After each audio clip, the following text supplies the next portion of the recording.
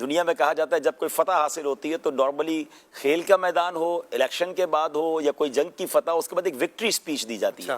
اب فتح مکہ ہو گیا ہے، کوئی قتل و غارت گری ہو نہیں پائی، معافی، اور جناب مکہ کانکر ہو گیا۔ اب فتح مکہ کے بعد تو وہ تمام، اگر مطلب لاجیکلی سمجھا جائے تو وہ تمام مظالم انہیں یاد دلائے جاتے، اب ان کو نئے آرڈرز بتائے جاتے،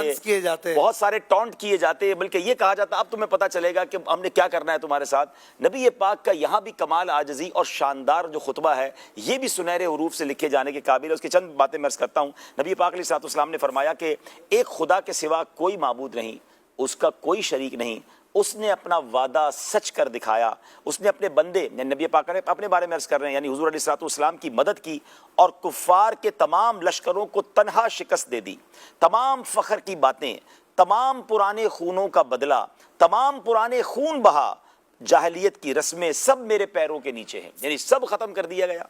صرف کعبے کی تولیت اور حجاج کو پانی پلانا، یہ دو اعزاز اس سے ایکسیپشنل ہیں، اس سے مستثنیٰ ہیں۔ اے قوم قریش، اب جاہلیت کا غرور اور خاندانوں کا افتخار خدا نے مٹا دیا۔ تمام لوگ حضرت آدم علیہ السلام کی نسل سے ہیں اور حضرت آدم علیہ السلام مٹی سے بنائے ہوئے ہیں۔ پھر نبی پاک علیہ السلام نے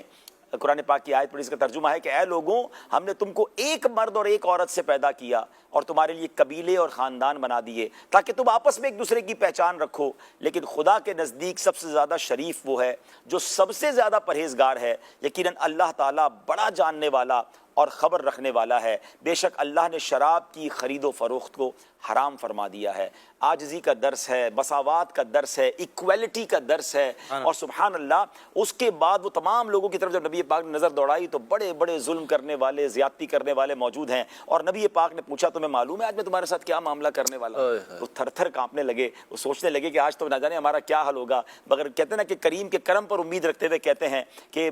اخن کریم و ابن اخن کریم، آپ کرم والے بھائی اور کرم والے باپ کے بیٹے ہیں۔ اور پھر نبی پاک نے وہ تاریخی جملے ارشاد فرمائے، بلکہ قرآن پاک کی اس آیت کے ذریعے گویا اعلان فرمایا کہ لا تثریب علیکم اليوم فاذهبوا انتم الطلقاء، آج تم پر کوئی الزام نہیں، جاؤ تم سب آزاد ہو۔ اور جیسا کہ میں نے پہلے بتایا کہ اس معافی نے گیم چینج کر دیا، دارو کتار وہ لوگ رونے لگے اور وہ سمجھ رہے تھے کہ یہ کیسا مذہب ہے، یہ کیسی معافی ہے، کبھی سوچا بھی نہیں تھا نا، وہاں تو بدلے کی آگ میں زندگی گزرتی تھی، وہاں تو جانور کی لڑائی میں انسانوں کو قتل کر دیا جاتا تھا، اور نسل در نسل قتل و غارت گری چلتی تھی، اور یہ جانتے تھے کہ ہم نے ان کے صحابہ کو شہید کیا ہے، ان کی آل اولاد کو تکلیف دی ہے، ان کو مکہ چھڑوایا۔ بلکہ اس معافی کی ایک اور خوبصورت بات آپ کو بتاؤں